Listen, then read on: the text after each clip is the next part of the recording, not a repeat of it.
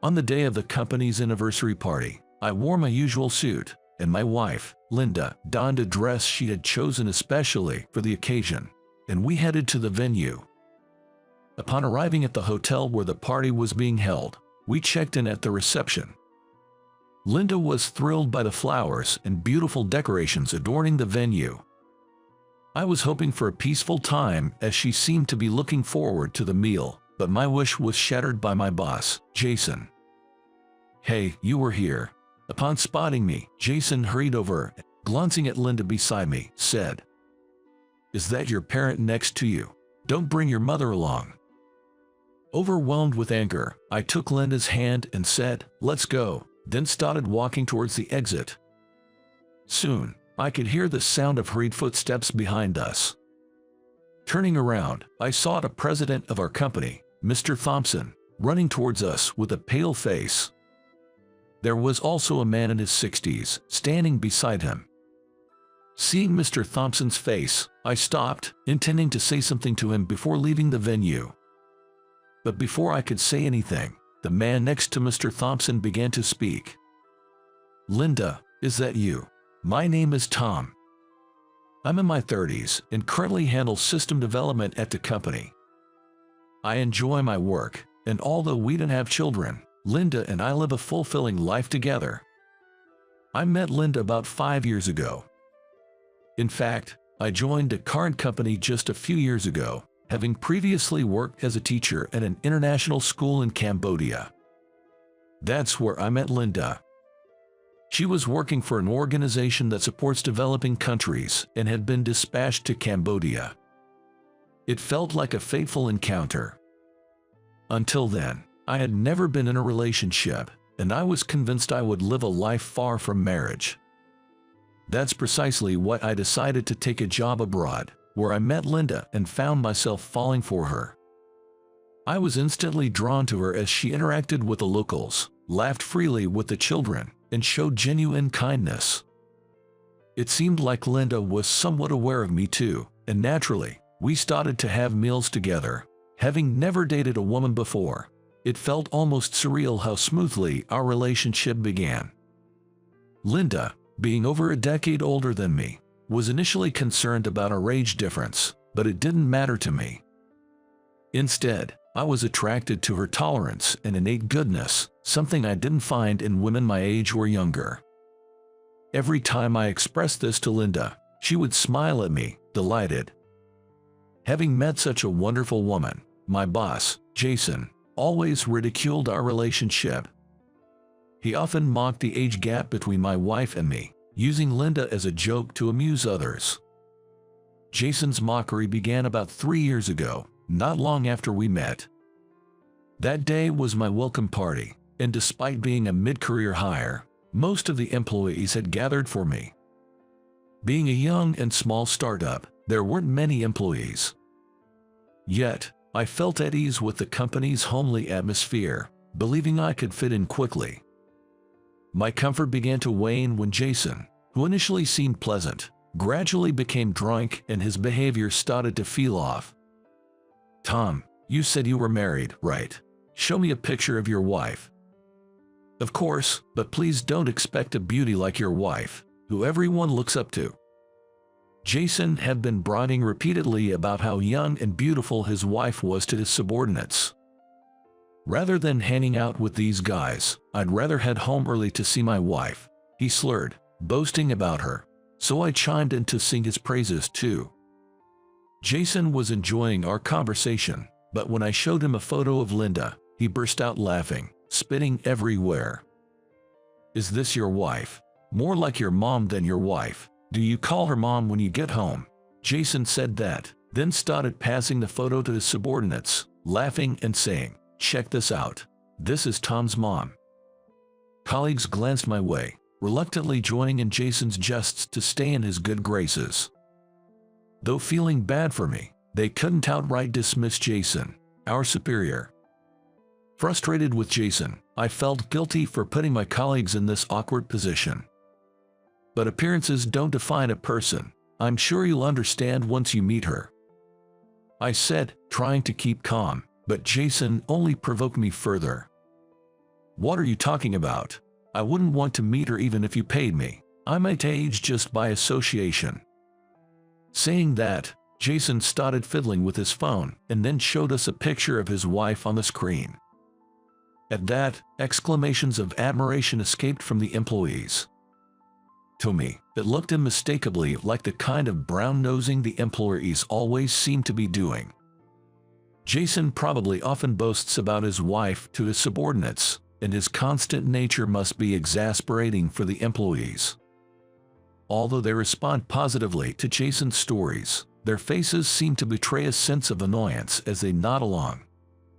Women have to be young and beautiful, right? Look at Tom. He's only been here a few days but stays late all the time. If his wife were more appealing, he'd probably rush home.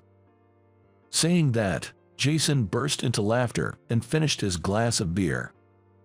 A coworker nearby refilled his empty glass, and Jason nodded in satisfaction, holding the glass in his hand. I'm in management, so I can't leave early, but I'd swap places with you. Who doesn't want to go home? Learn fast and climb a ladder, will you? After spitting out those words with slurred speech, Jason emptied his glass and stood up to head to the restroom. Sympathetic glances from colleagues felt like salt in the wound. From that day on, every time Jason saw me, he'd start by poking fun at Linda. Good morning. You're early for work again today. Seems like you'd rather not be at home. But please, let's skip the excessive overtime. After saying that, he'd erupt into laughter and make his way to his desk. Though I enjoyed my work, Jason's comments dampened my spirits. While I was organizing some items, Jason called me over. When I went to him, he said, "From now on, make me a coffee when you arrive at work," assigning me a task unrelated to my job. I thought to myself that this was surely not right and considered objecting. But then I remembered a junior employee used to make coffee for Jason every morning. It must not have been out of initiative, but rather, as now, out of being ordered to do so. The thought of Jason getting displeased if I refused, and then asking another junior employee to do the same task, made it hard for me to say no. I let out a small sigh and responded in a quiet voice, yes. I headed straight to the kitchenette to brew some coffee and then took it to Jason. On my way there, I realized I should have checked with the employee who usually made Jason's coffee whether he liked sugar or milk in it, but I decided to be more careful about that in the future and continued on my way. Sorry to keep you waiting. Is black okay? I should have asked about your preference before brewing it. My apologies for the oversight. After I said that and handed over the coffee, Jason spent some time looking at the coffee in the cup. I briefly worried if something was not to his liking, but was soon reassured when Jason cracked a smile. However, what Jason said next was almost unbelievable. "This coffee doesn't smell appetizing. Mind throwing it away?" Saying that, Jason handed me the cup directly. Thinking it must surely be a joke, I gave a polite smile, but Jason, as if urging me to take it quickly, thrust the cup towards me. Realizing he was serious, I couldn't hold back and confronted him. "Don't you think that's a bit rude? At the very least, please prepare your own drink. And please, don't give me orders that are unrelated to work ever again." When I showed my anger, Jason tried to calm me down with a sheepish grin. "Don't get so worked up. Besides, it's not like I was giving you an order. You were just doing me a favor, right? Well, from now on, I probably won't be able to drink the coffee you make, so I'll ask someone else without being told." If I stay any closer to Jason, I might end up yelling in anger. To control myself, I refrained from saying anything more and returned to my seat. But Jason's relentless mocking didn't stop. No matter how much I tried to distance myself, he would approach me with more infuriating comments. "Do you not have any kids? Well, you got married late and to someone older, like a mother. Guess kids are out of the question." In this day and age, such remarks should be unthinkable to anyone with a sense of decency. Jason either lacks this sensibility or is deliberately trying to hurt me. Though I should ignore him, His words sting like a thorn in my heart. Both Linda and I love children. But as Jason mentioned, we are indeed older and mindful of the physical toll on Linda. We haven't explicitly discussed it, but we're both aware of these feelings deep down. That's why Jason's comments hurt me deeply and felt so demeaning. I could feel the pitying looks from nearby colleagues. Whether it's due to Jason's rude behavior or the realization of how deeply shocked I am, I can say, despite my passion for my job, I've been feeling increasingly out of place. The harassment from Jason continued, but I stayed at the company. While Jason often bothered me around work hours and breaks, once I'm engrossed in my tasks, I can immerse myself in my work. By that time, I was quite satisfied, and I suppose I had also acquired the skill to let anything unrelated to work, that Jason might say, just go in one ear and out the other. Lately, I've been less irritated by Jason. One day, Jason asked me about a company anniversary party happening over the weekend. About the upcoming company anniversary party, can your wife make it? Spouses and children were invited to the 10th anniversary celebration of our company's founding. While it's true that today's era makes it easier to establish startup companies, many still end up not surviving and eventually go bankrupt. In such an environment, it's impressive that this company has managed not only to survive for a decade, but also seems poised for steady growth in the future. I love my job and hope this life continues, but bringing Linda is another matter. Considering my past interactions with Jason, Linda would likely end up hurt. Moreover, Jason probably asked me if my wife was coming out of curiosity, wanting to see what she's like.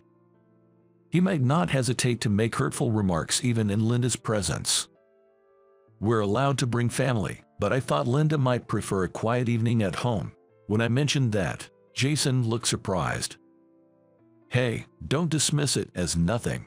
I owe you one, so the least I can do is say hello. Clearly, Jason intended to involve Linda somehow. I was determined not to bring her, but Jason's next remark made me waver. What, are you embarrassed to show her to us? Pretending to love your wife in front of us but actually feeling inferior, right? Provoked by Jason, I found myself responding defensively. That's not true. All right, I'll talk to her about it. And so, I ended up discussing the company party with Linda. As soon as I get home, I immediately ask Linda, remember I mentioned the company's anniversary party this weekend? Turns out, families are welcome. I was thinking of going alone initially, but what do you think? Linda's face lit up upon hearing this. Really?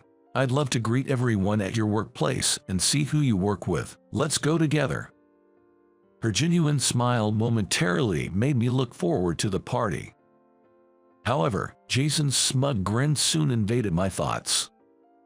Hoping Linda wouldn't get hurt, I awaited the weekend with a mix of emotions. On the day of the party, I wore my usual suit, and Linda wore a dress she had chosen specifically for this occasion as we headed to the venue. Upon arriving at the hotel venue, we checked in.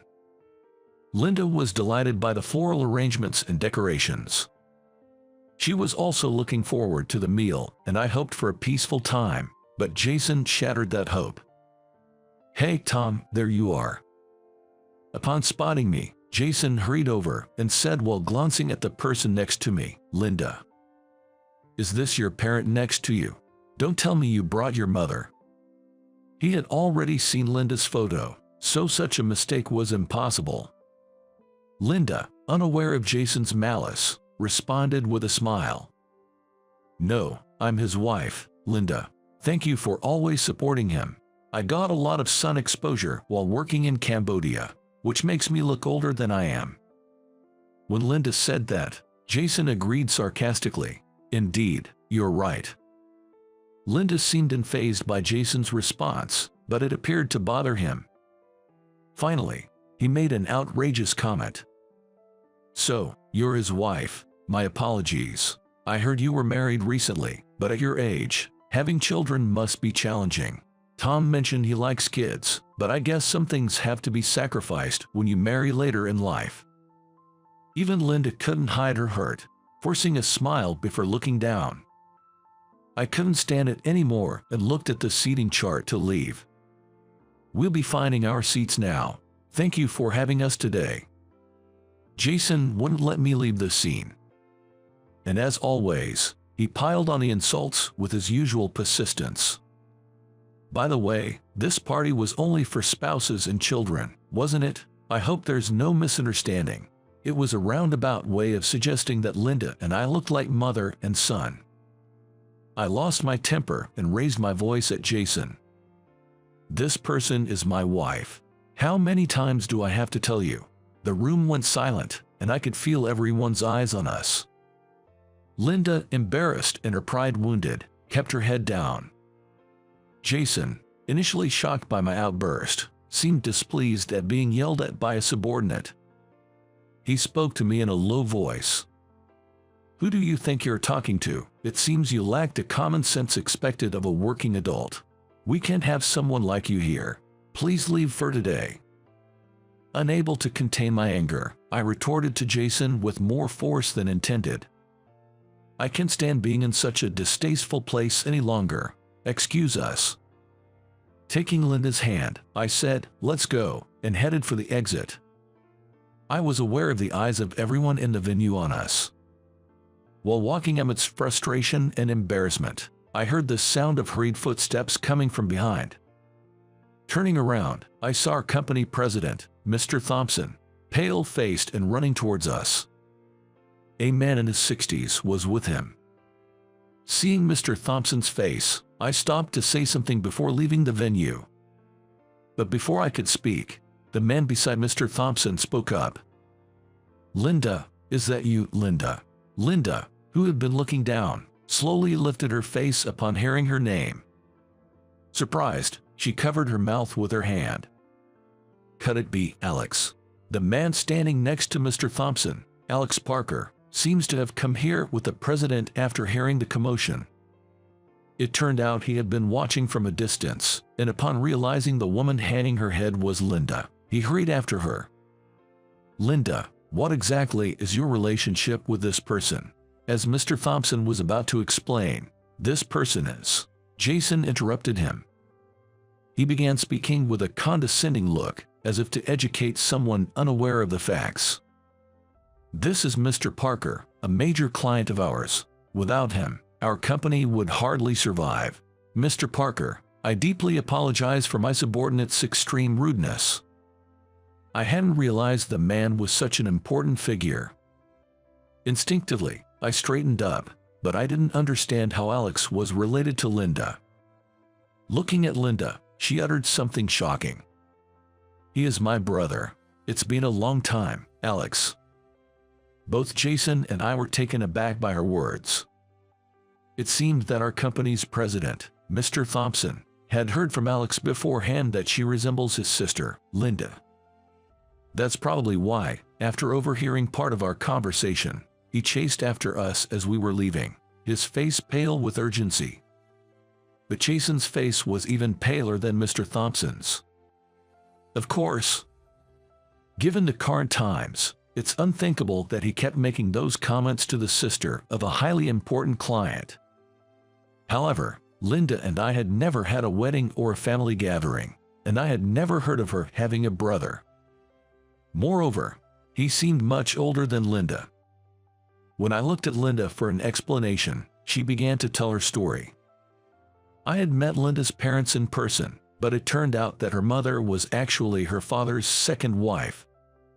Linda's father had lost his first wife to illness, and by that time, he already had a son who was in elementary school. That son was Alex. Thus, Alex and Linda are half-siblings. Though there's an age gap between Linda and me, she's my dear sister. Hearing such harsh words about her pains me as well. When Alex glared at Jason, Jason noticeably shrank back. "Just some casual conversation, right, Tom? We talk like this all the time, don't we?" Jason looked at me for support, but there was no way I would affirm such behavior. Of course, Jason had deeply hurt Linda this time. Such actions are inexcusable. Indeed, Jason has made such remarks to me regularly. Each time, I felt uncomfortable but somehow endured it. If you ask other employees, they'll confirm that Jason's behavior is excessive. Come on, what's this all of a sudden? It's normal for guys to joke around like this. Jason tried to defend himself, but Alex cut him off. Do you not know the proper way to communicate? Can I trust a company where someone like you is in a managerial position? This concerns compliance as well. Hearing Alex's comments, Mr. Thompson sweated and apologized. Jason, even more flustered, kept trying to justify himself. I deeply apologize for any discomfort caused. Please rest assured, there's absolutely no issue with our company's culture. I have no interest in listening to someone who casually makes such remarks. Alex retorted sharply and turned to Mr. Thompson. Let me be clear, we've just witnessed an employee make problematic statements. How you handle this will determine whether I can continue to trust your company. It was evident that Alex was demanding strict action against Jason. Indeed, a company that overlooks such issues is bound to decline. Despite my own failing in not having filed a complaint with the appropriate authorities, I hoped that Mr. Thompson would impose a severe punishment.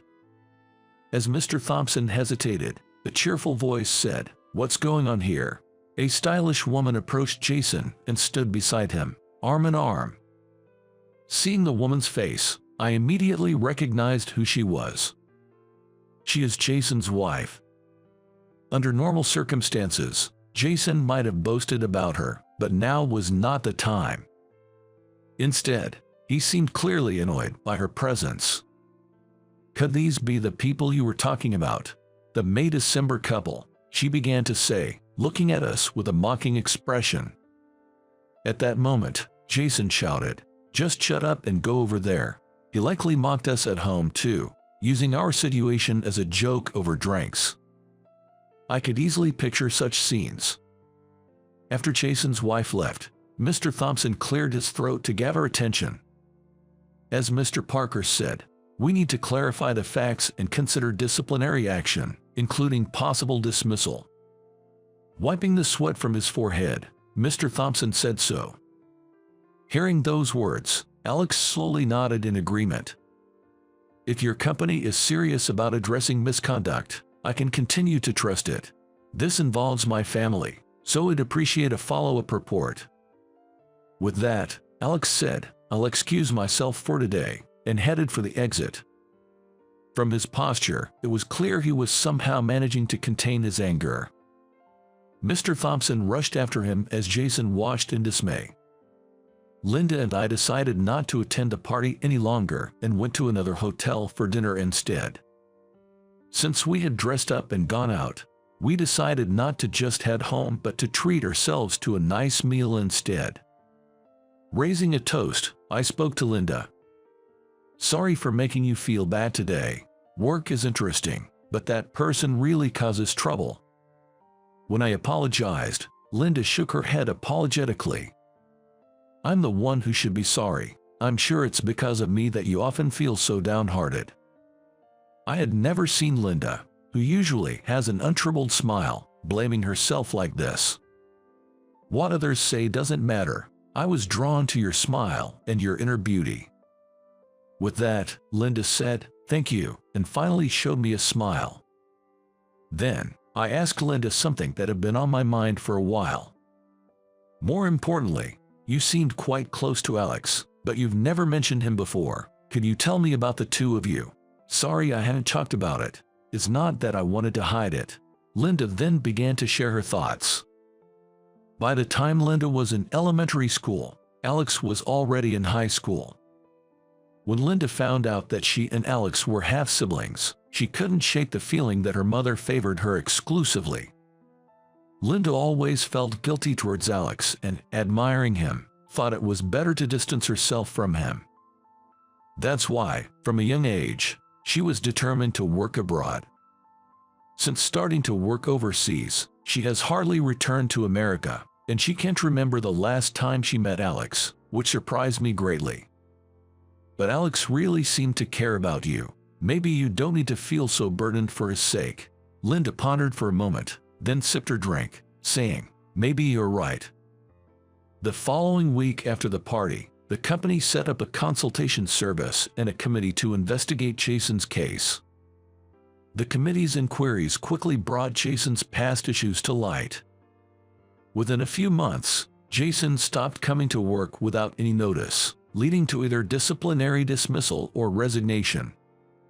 Though I felt somewhat guilty about his departure, I wasn't the only victim, and Jason had brought it upon himself. I hoped he would learn from this failure in his next job. After Jason left, I was able to work under a new supervisor without any stress. My relationship with Linda remained strong, filling both my professional and personal life with satisfaction. One day, as I went about my daily routine, Linda approached me with a proposal. We've had dinner with my parents, but how about having a meal with my brother, with Alex? I readily agreed to Linda's proposal. I have been curious about what became of their relationship since then, but I found myself unable to ask. Dining together likely meant Linda had come to terms with her feelings.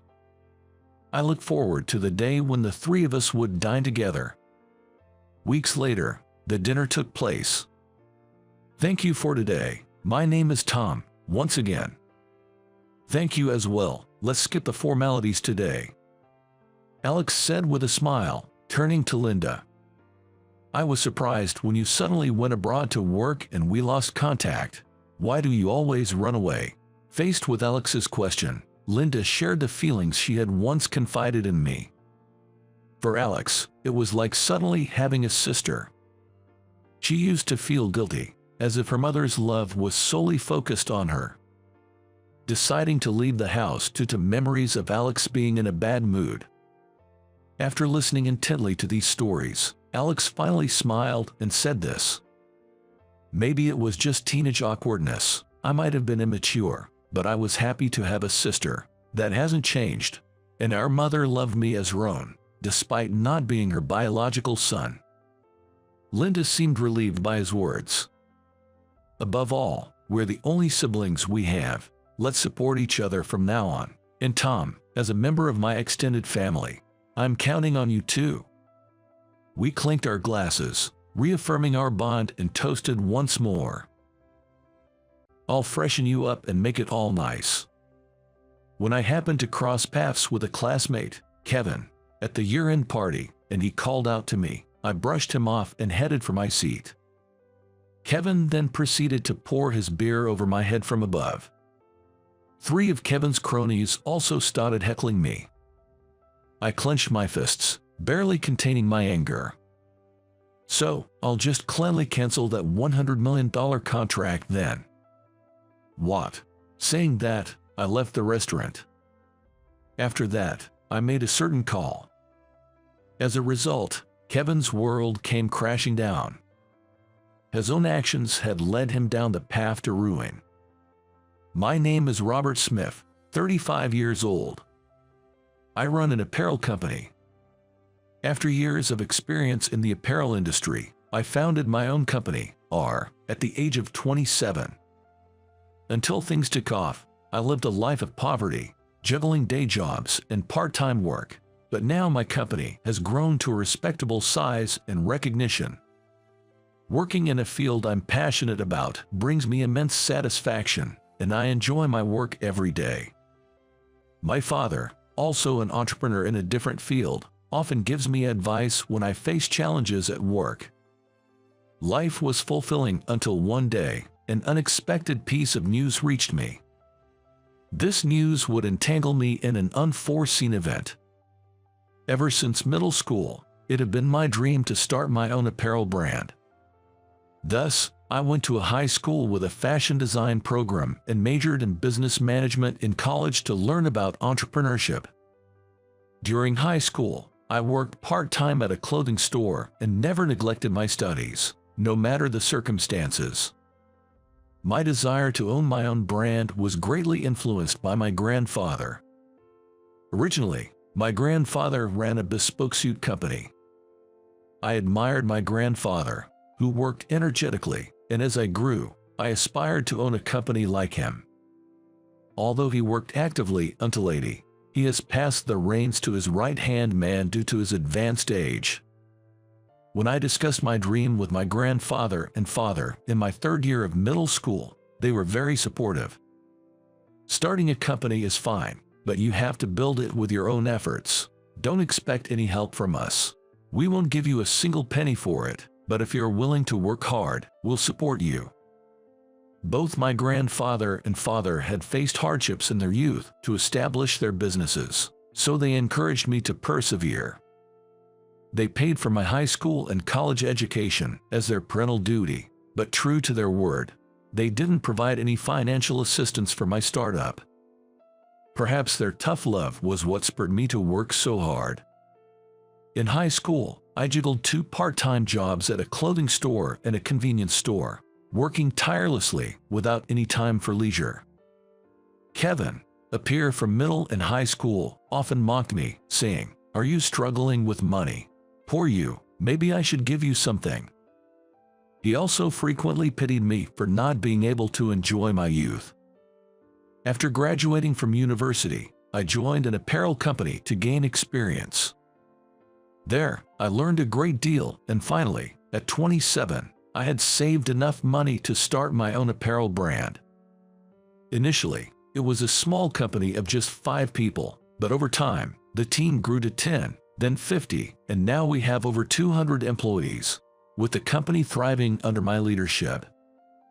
Recently, our brand has gained recognition, attracting attention from various companies and experiencing a rapid rise in performance.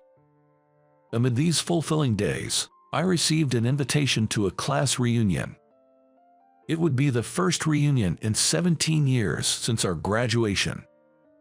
The date was still some time away, and it seemed manageable, so I marked my attendance and sent back the RSVP. 2 months later, the day of the reunion arrived. I was unusually excited from the morning, causing my colleagues to remark, "Mr. Smith, you seem even happier than usual today."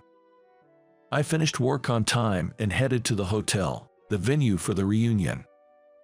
Upon arrival, I found everyone already gathered, forming groups and enjoying a lively atmosphere.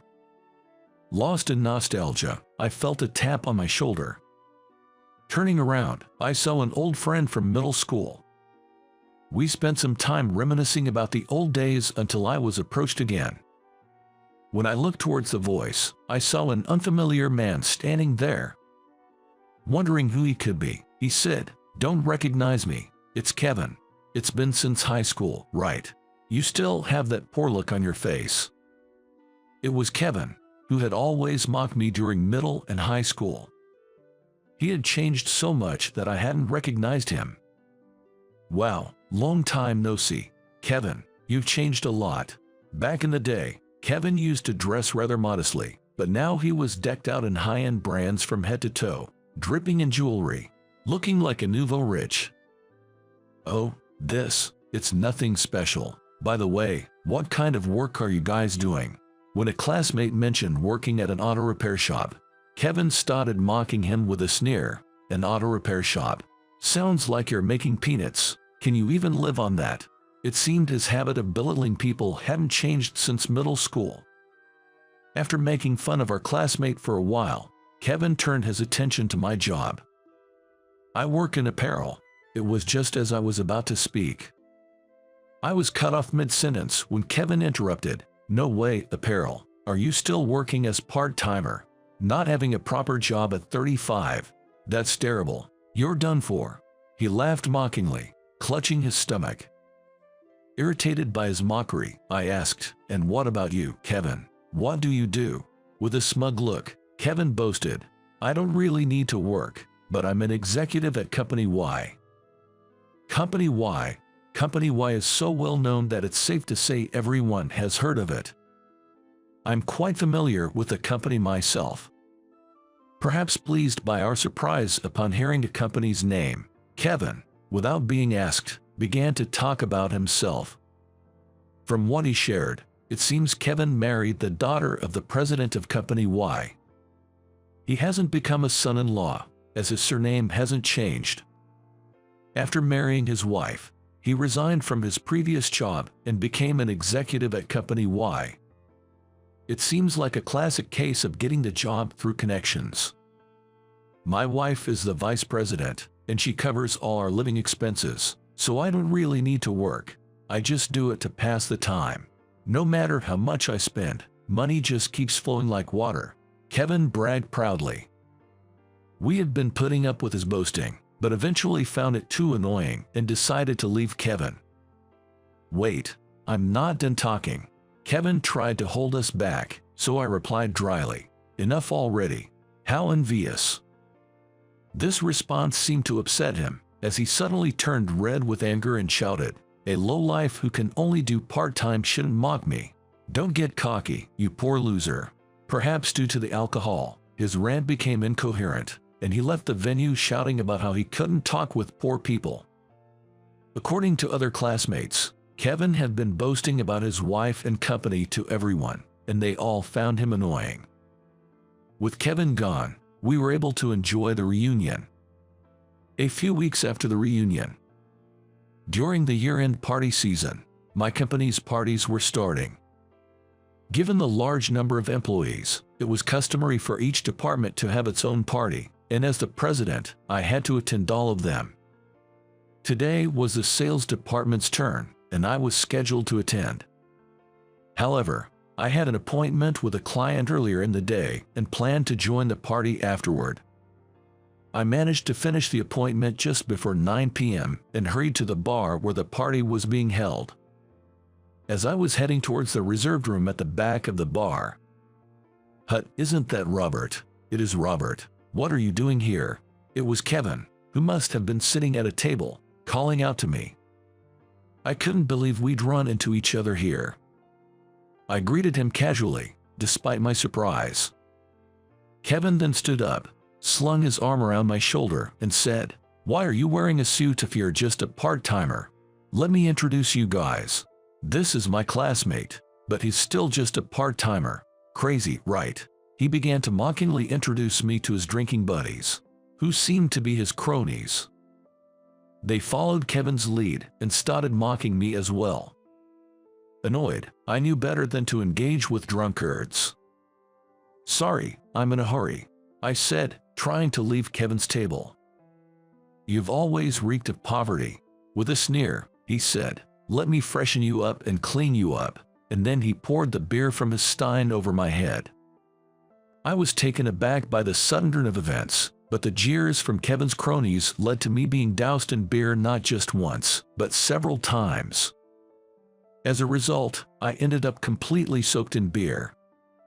"Now you're rid of that poor smell. You should be thankful to me," Kevin said with a triumphant look. Even I had my limits, and this incident made me decide to seek revenge on Kevin. "So, I'll just cleanly cancel that $100 million deal then." "What?" I said to Kevin before turning back the way I had come and leaving the bar. I only informed the sales manager, apologizing that the appointment was running long and I couldn't make it to the year-end party, and then I immediately made a certain phone call.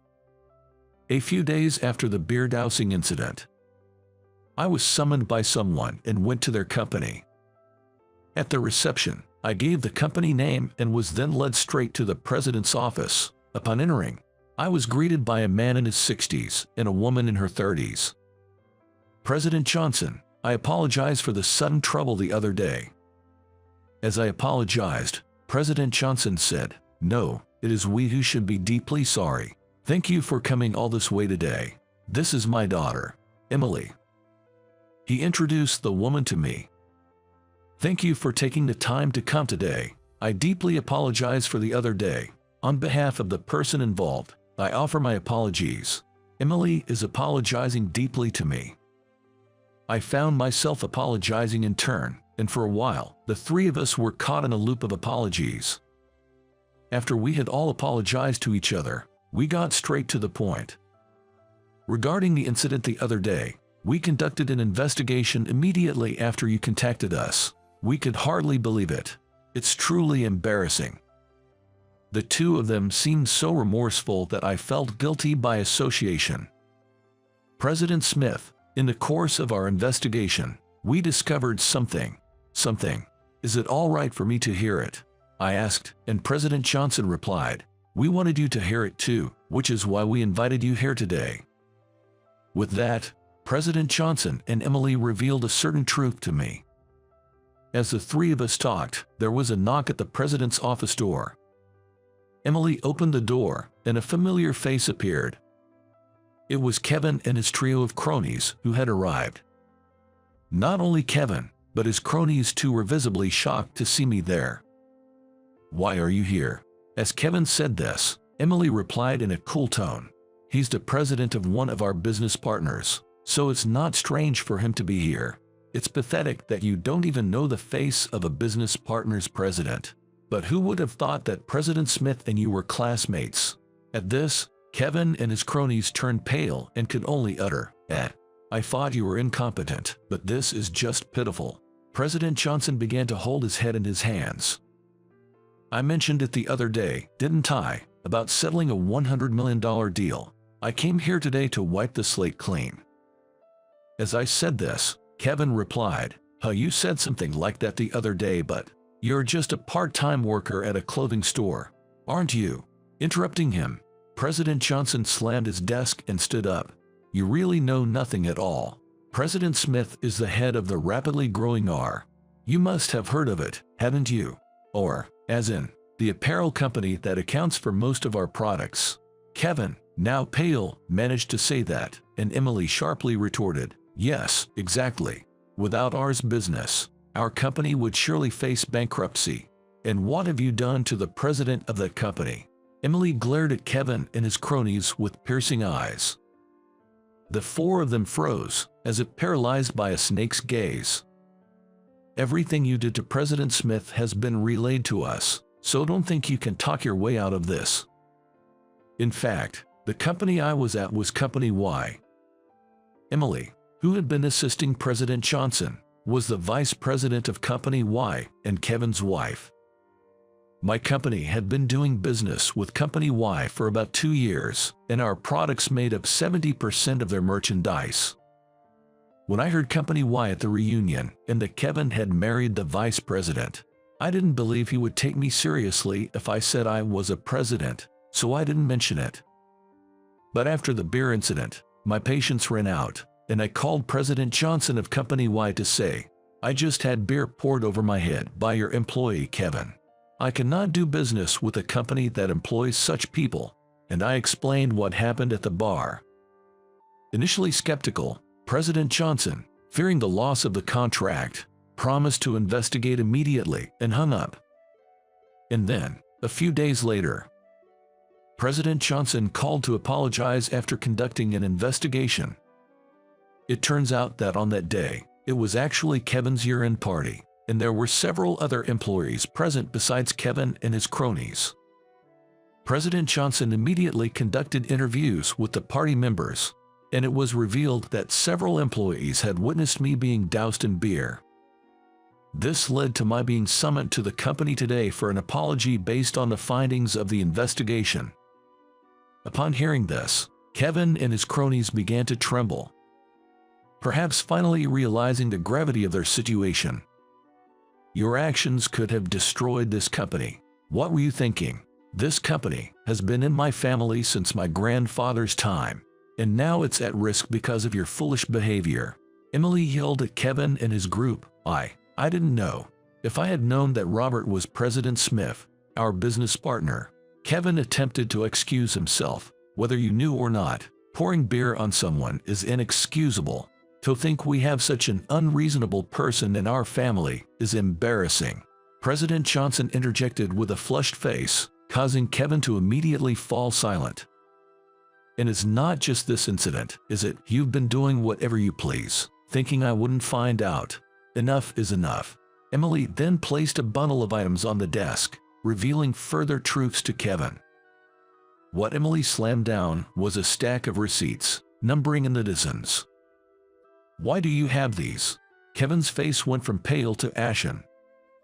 Personal dining, luxury items. You've been claiming them as business expenses. You lied to accounting, saying you had my approval. When did I supposedly give you permission? When Emily asked him, Kevin seemed unable to find a response, his eyes darting around. Before Kevin and his group arrived, I had heard from Emily and President Johnson that Kevin had lied to the accounting department, claiming personal dining and luxury items as business expenses for entertainment and gifts. During the investigation into the beer pouring incident, someone from the accounting department consulted Emily about the expenses, leading to the discovery of this fact.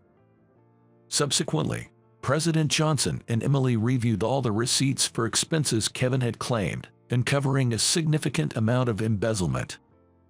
The fact that President Johnson and Emily wanted to share with me was about Kevin's embezzlement. Despite being an executive with a presumably decent salary, Kevin had been dipping into company funds. However, seeing him adorned in such luxury brands, it somehow made sense. What you've done is embezzlement, a serious crime. Because of the deal-breaking incident and your embezzlement, you will have to leave the company. We'll also be divorcing, so prepare yourself, Emily declared, causing Kevin to panic and beg her. Please, not that. I'll return the embezzled money and work harder. Just reconsider the divorce, Kevin pleaded. However, Emily was unyielding, forcefully pushing Kevin away. Don't touch me, leave now. I never want to see your face again. After Emily spoke, she turned away from Kevin. Seeing Emily was not swayed, Kevin then turned to me in desperation. Please, I'm begging you, convince Emily for me. If you can just reset the business deal, everything will work out. Let's forget about the beer incident and act like adults here.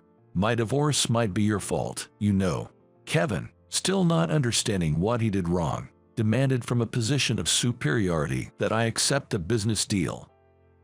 I was so astonished by his audacity that I was at a loss for words. I shook my head and said, "You really don't understand anything, do you? This isn't about that anymore. I can fulfill your request. If you're going to blame anyone, blame your own actions." Looking Kevin in the eyes as I said this, he collapsed in tears on the spot.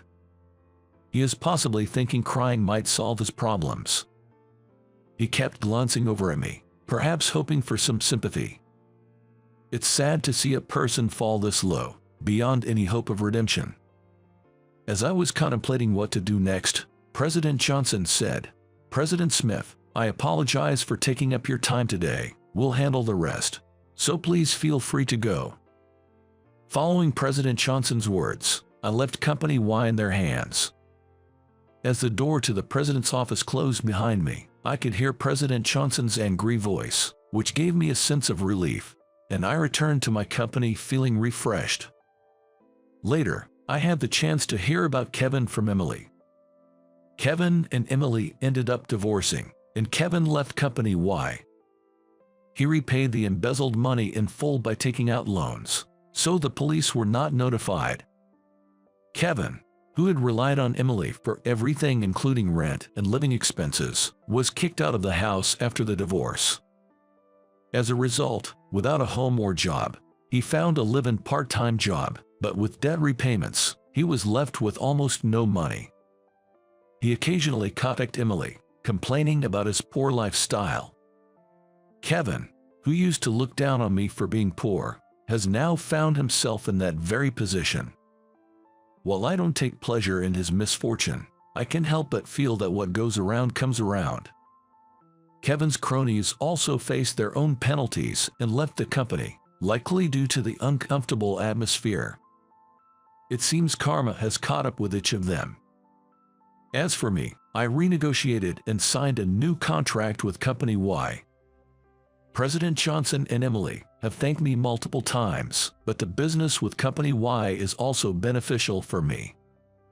I hope to maintain a good relationship with Company Y moving forward. Somehow, through this incident, I've become friends with Emily. We've started going out for drinks, and she's become somewhat of a big sister figure to me. Lately, She's been concerned about me being of marriageable age but without a partner, and has offered to introduce me to someone soon. While it's a bit nosy, I've been so focused on work that I've nearly forgotten what dating is like. I'm a bit anxious, but also excited about the prospect of meeting someone new. Looking forward to a passable new encounter, I'm motivated to continue working hard today.